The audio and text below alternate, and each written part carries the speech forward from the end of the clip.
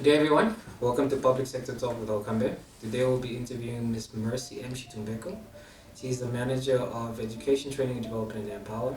She has had a long, illustrious career in the capacity building space. She has also had multiple honors bestowed upon her. One of the honors that was bestowed upon her was the Center for Excellence Practitioner of the Year Award that was given to her by the Institute of People Management 2015. She's also a certified performance technologist. She got the certification from the International Society of Performance Improvement in the USA. Okay, Mr. Tumbeko, how are you today? Basically, I just gave a brief overview of you to the audience. Can you maybe go into a little bit more detail of who Ms. Mercy Situmbeko is beyond what I just said? Look, beyond my career, I am Mercy Situmbeko, who I like changing lives of people. I live by the code or analogy of RSVP. What that means, results focused. Make sure you have systems in place that lead to results. Make sure that you add value to people and organizations. Partnerships and people are usually the core of every process that you engage in. So basically, I always say I'm a doer, results-focused kind of person. It doesn't matter what it is. Yes. Okay, so the topic for today was basically we're going to look at performance management and its context, or rather I should say in the context of the public sector. So the main question that I wanted to ask is, what is performance management in the context of the public sector? Performance management should be, and it is, the monitoring and ensuring that activities and outcomes that lead to an office, ministry or agency or any public office as objectives are actually monitored to ensure that those objectives are met. And the only way that you can do that is by ensuring that that which Mercy has signed or committed to do in the employment contract, she's really doing. And there is actually a way that Mercy can just not do it at average. If Mercy can do it at extreme, let's say, at excellence level, let Mercy do it, let's recognize her for it. So it's really a process that ensures that our objectives are met, but this thing comes from top to bottom. We make sure that the goals of a ministry, the goals of an office are actually achieved through those activities where we take them from corporate to team, to, let's say, department, to teams, then to individual. That is what performance management is. Yeah. Okay. Is there any way that performance management can affect the running of an organization? Definitely. Actually, my opinion is no organization, ministry, agency, or office should be functioning without an actual performance management system. Because how do you know that Mercy, as an individual, is delivering what she's supposed to deliver? How do you ensure that a department, the human resources department, is really actually delivering or providing the support that they're supposed to provide to a department? How do we ensure, let's say, we were speaking about training earlier, how do we ensure that when we entrust somebody with certain skills that we invest money in, how do we ensure that that person is actually applying what they've learned? So that process of ensuring that activities that lead to an objective that we are agreeing to is actually a performance management system or the process itself. So an organization honestly should not be functioning and will likely fail if they're not monitoring. This is the monitoring and evaluating of activities that lead to objectives that need to be made. Yeah.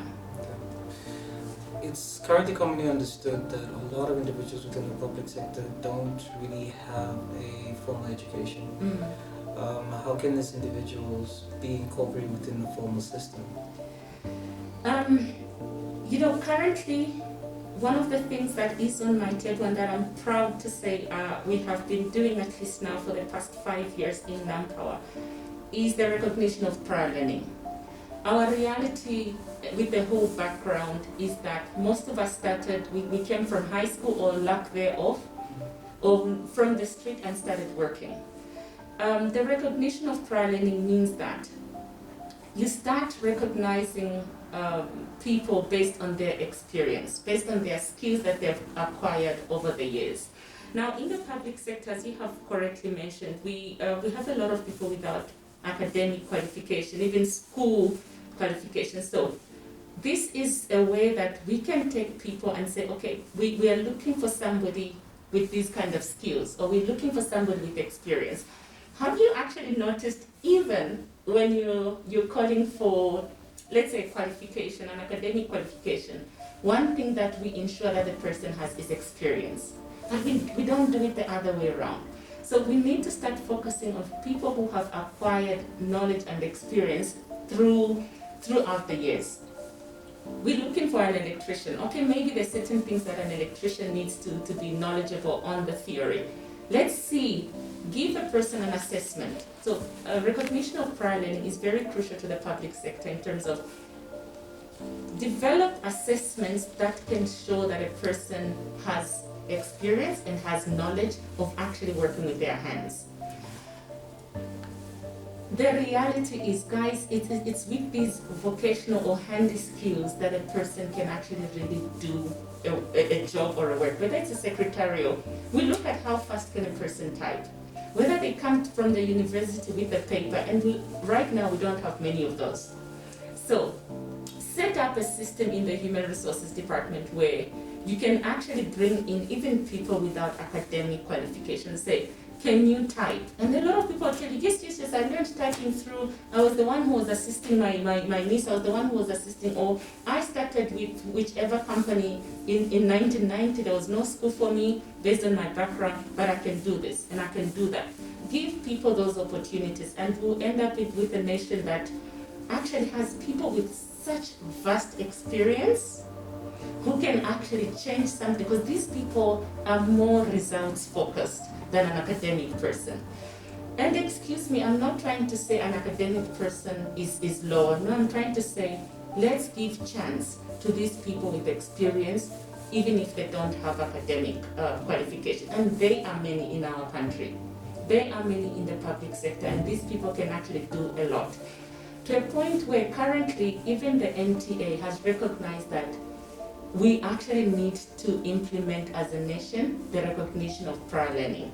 So we're partnering very, very much with the NTA, the Namibia Training Authorities, to say there is ways that we can actually prove that a person has experience, skills, or knowledge. Let's assess them and actually employ them, based on their skills as an organization would need.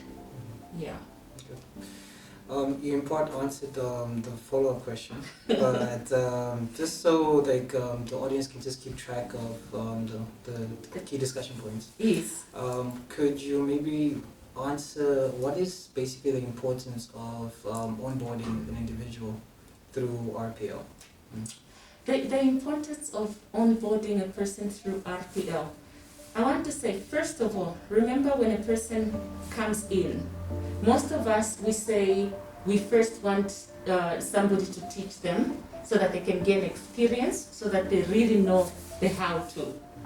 Most of the time, we spend so much time training a person to know the how to, the skills and stuff like that.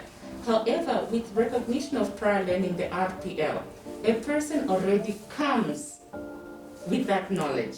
So what I'm appealing to ministries, offices, and organizations is set up assessment centers where you can check. Okay, Mercy said we're looking for, let's say, as a secretary, we're looking for a typist, we're looking for an electrician, we're looking for whatever it is. We always ask for experience. However, in most cases, a person ends up coming without experience. So have an assessment center where you actually assess how a person can do a job. It will cost the company less, and it will cost, in terms of the quickness or the implementation of whatever objective is supposed to be achieved, is shorter than bringing in a person with a paper who has no experience or who has very little experience, because you need now, usually you give a person the probation period, 6 months, so that the person actually learns how to do the job. Onboarding a person through RPL means that the person already comes in and already has knowledge and experience and the skills required to do the job. So it is very essential that we start looking at these people, and honestly, it will lessen the time of probation, so you start getting value for your money already. Yeah. So essentially what you're saying is that we need to basically focus on both aspects. We need, without question, because you will find that a person without the qualification, if I can give the current and why RPL started becoming a topic of discussion, was mainly because you would get, let's say, for example, an engineer with his master's coming on board, let's say Ministry of Transport, this engineer or even vocational or artisan comes on with the qualification, and then there's a tate who's been doing this job for 15 years, 20 years, he has experience. And the tate would have to teach that engineer work, like the real how to get down and dirty. No, actually, you know what? Now with the current way of doing things, the green wire does no longer go with the yellow. So those kind of things, the actual skills, it's that tate without his qualification who will be teaching the new artisan. 2 years later, that artisan is the tate's boss. It's so demoralizing for somebody who can do such good work. Whereas when we start taking people with such experience, honestly, we need to look at both. Let's balance it out. So much so that one of my clients, what we started doing is, at some point, the tate is the head of the project manager, because guess what? This one just knows about the contracts, and then the engineer gets to report to that tate on a project for 6 months, and then vice versa. So, to answer your question, yes, we definitely need to look at both, because both will learn from one another. I see. Yeah, it's very important. Okay. Yeah. Right. Is there any link or relationship that can be established between performance management and RPL? Definitely. Because remember when I said when we were defining what performance management is, we were looking at the objectives that a company needs to achieve. So we look at the corporate objectives, we look at the departmental objectives, then we look at the individual objectives. So with regards to performance and RPL, let's say if your department is, for argument's sake, it's training vocational trainees, and I'm the theory trainer, and on the other side we have the technical trainer, the one who's skilled. So the one who's skilled, the one who comes from the RPL side in terms of the recognition of prior learning because of the skills and what they do in the field, will also add so much value to us achieving our objectives for that department on the connections of wires and stuff like that. So there is a real connection in terms of meeting the objectives on the technical side of things for an organization. I see. Yeah. All right. Well, that basically brings us to the end of our interview. I would like to thank you, Ms. Mercy, for Thank you. coming over to us and basically just giving us basically a very detailed description of what RPL is, what performance management is in the context of the public sector. Also some issues that we're facing as well within the public sector in terms of how we view our incumbent process, how we should look at balancing out experience versus academic background. Yes. So I think it's food for thought for a lot of the viewers of the public sector talk. Also hopefully it also maybe lead to policy changes in the future. Definitely. If I can just say something, I think in public sector we isolating the process of performance management to say, okay, everybody is responsible. If we are really want to see our objectives met, every ministry and office and department must have a person whose job is performance management implementation. Because this is how we successfully managed, especially in Nampower, is on a weekly basis. All those individuals responsible for performance management implementation, on a weekly basis we were meeting. Then it went to every 2 weeks. Then it went to every month, because at the beginning, remember, everybody is scared of performance management. They think my supervisor wants to get me. So there must be, especially in public sector, let's openly discuss it, what it is. It is the best thing that any organization can implement. I think let's just embrace it. Let's be open as supervisors. Let's train for it. Let's know how to talk about it. And let's allocate somebody in our department whose job will be focusing on performance management only. Then it will be successfully implemented. I see. Yeah. All right. Thank you once again, ma'am. Thank you so much for having me. Thank you. Yeah. All right. That brings